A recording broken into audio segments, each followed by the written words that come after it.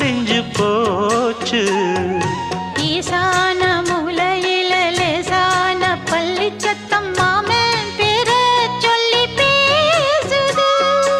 ஆறாத சோகந்தன்ன தீராம சேர்த்து வச்சு ஊரும் சேர்ந்து என்ன ஏசுது.